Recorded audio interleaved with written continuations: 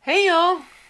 Well, this is going to be a fun little series, and I'm not sure how many videos it's going to take to do all this, but we are going to have a 300B tube shootout, and we've got some really big players to be testing in this field, and I think this is going to be a really fun and informative series. So some of this is going to be subjective listening, but we're also going to be testing these guys in my zero feedback 300B amp that's got all high quality parts in it, Mundorf caps, ISO, output transformers, all that stuff. And we're not going to be running these tubes super stressed out. They're running about 80% of their dissipation, which is a pretty nice spot I found for a zero feedback 300B amp to work.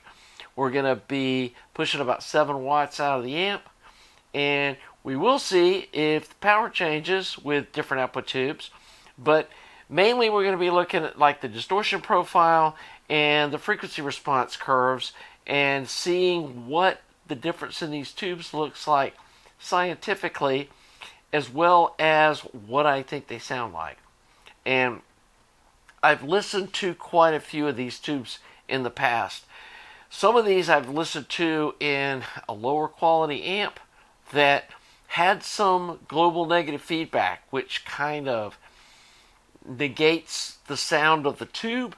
And so we're not going to even talk about those tests, but I have listened to quite a few of these in my current 300B amp, and these EML tubes are very neutral sounding, very clean, got a really nice top end, and they've got just tons of detail. There's no smearing, got good bass response. They're just a really nice sounding tube. We just recently went over these new PSVane Summit 300B tubes. To me, these have an even more open sound to them than these tubes do. They sound really great with jazz music. They have a real kind of almost outdoorsy sound to it, where it just really has that, I don't know what to describe it other than use the word just open sounding. And they're a really nice tube. They do have a lot of detail. This is a little more neutral sounding. If you've got some piano music that has kind of sharp, hard, staccato kind of sounds, these might be a little much, but they can be tamed using different driver tubes with them. I am going to try to use the same, or I'm planning on using the same driver tubes with all of these, so we're not coloring the sound of the tube by swapping driver tubes at the same time. But we may go back and do some tuning or matching of driver tubes to output tubes to try to get each tube at its best and then give a final analysis. My previous favorite 300B tubes were these Sugi 300B-Z. They're a mesh, or punch plate is a better term for it. They're not actually mesh, but they are a, not a solid plate tube, but I am running them with the same bias as these and haven't had any problem. They are a black coated tube, which you can't see the inside of the tube, but you can see the blue glow up at the top of them, which they have quite a bit of. And I don't know if the black coating concentrates the loose electrons up in the top part of the tube or what exactly is going on, but it's kind of a neat look. And these sound really clean as well. The previous tubes that I had used, and I don't have them out here, and I'm not sure, I may have given those away. I had a pair of ElectroHarmonics 300B tubes. I'm going to have to search around a little more. And to me, those just did not sound good. Actually, my EL34 amp sounded much better than my 300B amp did with those tubes. And so I just can't recommend the ElectroHarmonics 300B tubes. They sounded muddy. They had smearing. They just didn't have a lot of detail. And they also had a lot of distortion compared to what the Shugis measured in the same amp. And I'll see if I've still got those to put them into this Shootout. But they may not be around, and I'm not buying another pair to put them in this Shootout because I just didn't care for them. So, Sugi 300B-Z. Here are the Horizon 300B tubes. And we listened to these compared to the Sugi tubes, and these don't have quite the rich bass that these have, but they have a more detailed presentation. The top end's a little brisker, and it just is a little more lively sounding tube than these are. Certain kinds of music, these sound better than those. Other kinds of music, vice versa. So it depends on the driver tube as well. These sounded really nice with the Horizon 6S and 7 driver tubes. The Horizon driver tubes with this were too much. And they sounded better with the Sugi CV181-Z tubes, which are a replacement for a 6S and 7. And again, we'll go over all that when we start going through all this. But another contender is the PSVanes. Then we have the Gold Lion. We got a pair of PX300Bs. Previously, I'd listened to these in a lower quality 300B amp, and they sounded pretty good. But I honestly, it just gets so busy. I haven't had time to go back and put them in my good 300B amp. And one of the challenges for this is some of these tubes have almost no hours on them. And I know some people say you need like 500 hours to break in a tube. Well, that's just not going to be possible, because if you think about all these tubes with 500 hours on each pair of them, putting music through them, that's thousands of hours of listening. And so we're going to give them a good 10-15 hours of music playing through each pair before we start testing them. And that should get at least the newness worn off of them. Anyway, PX300B Gold Lion tubes.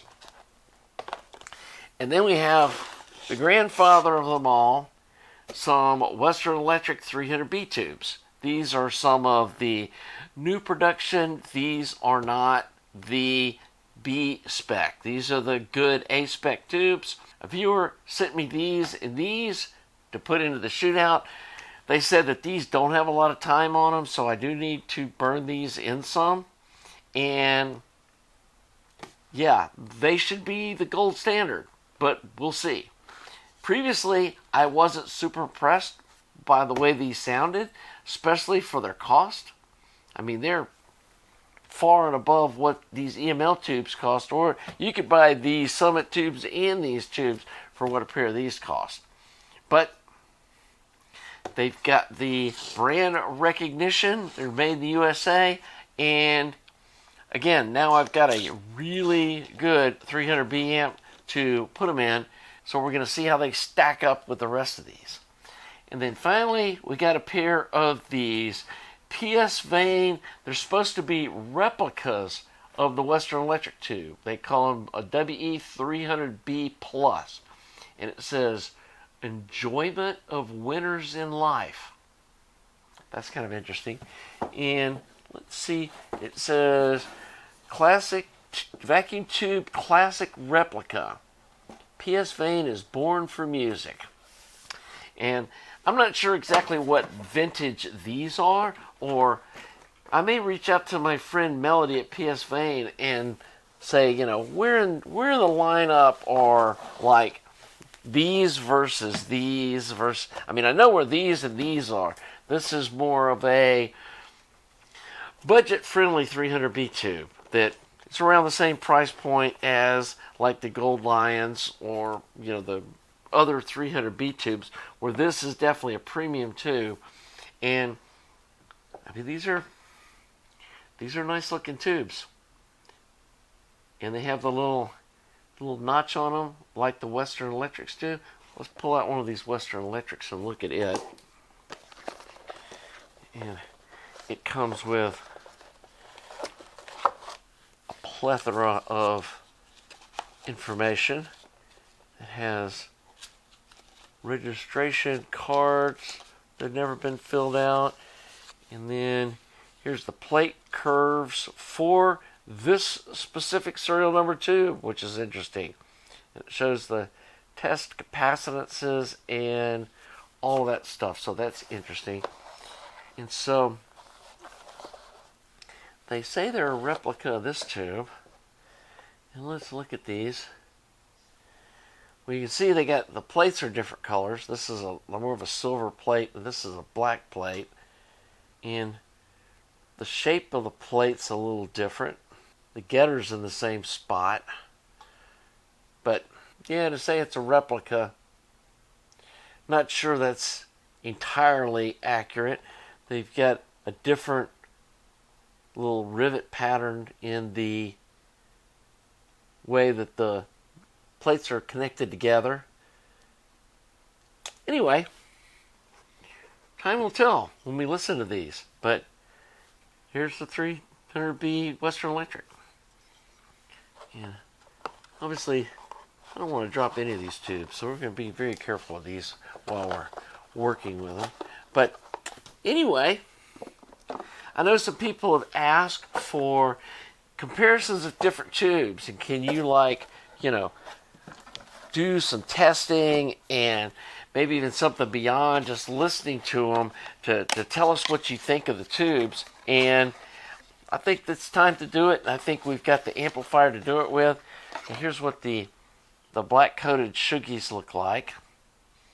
And they have a couple of different, they got a 50th anniversary, and then they got what they just kind of their normal ones. I can't tell any difference. I've listened to both. And for somebody on a budget, it's going to be hard to beat these punch plate Sugi 300B tubes. They're really nice. Again, the Horizon tubes also sound really good. Just a little different presentation. But anyway, that's kind of it for now.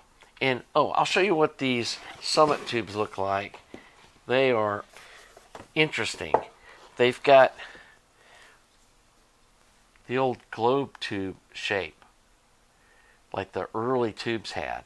And yeah, these are nice sounding tubes. See, I've been listening to these a lot, and they've been kind of my go-to 300B tubes for the last couple of months since I got them.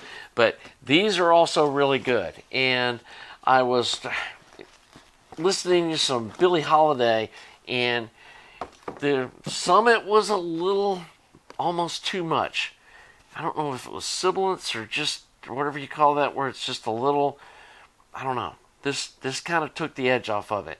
And these Emission Labs tubes are just really super nice tubes. They do have a different kind of a flat plate compared to other 300B designs, and they've got a lot of support rods and stuff in them. Just really well made tubes. They do have a very specific operating points that they tell you to stay in, and they're really picky about how many volts you have on the heaters and that sort of thing. And so just be aware of that too. You need to make sure you're using a good amp. You check all the voltages and stuff before you just pop a pair of those in. You don't want to use them as a fuse. So anyway, I think that's a good place to wrap up our round one of this 300 tube shootout. Again, this is going to take a little while, so don't get like antsy. I mean, I'm going to have to burn tubes in. I'm going to have to, do some critical listening sessions. Probably the easiest part is going to be hooking the amp up to the Analog Discovery 2 and just running the tubes through it. One thing I may do is do the Analog Discovery 2 first. No, that's probably a bad idea, because that's going to make me listen for what I'm seeing on the scope. So it's easier to critically listen to me first and then come back and test them. and then go, ah, yeah, that's what I heard. Or like, that's weird. Those are showing a lot of distortion that I wasn't hearing, and that sort of thing, which, that's where we learned what's important and what's not. So, there we go.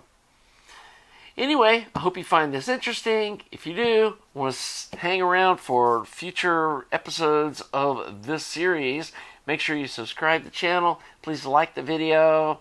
Comment below if you've used any of these tubes. Or, honestly, it's not too late. If somebody has some JJs and I may not be able to find my ElectroHarmonics and you want to throw them into the test thing, just shoot me an email and we'll figure out how to get them here and put them into this test with all these other ones and see how many 300B tubes we can review in one series. I think that'll be fun. And then obviously at the end, I don't know if you can declare a winner even, because again, between this and this tube, I wouldn't say one's better than the other. It just kind of depends. Which, in audio, a lot of it just kind of depends. So anyway, I'm excited to go back and listen to some of these tubes, especially these Western Electrics, and see what the hype's all about. I know 300B tubes are just hyped from here to next month. All anybody is interested in buying right now is a 300B amp, and so, hey, there must be something to the hype. Let's see what it is. So until the next video, have a nice day.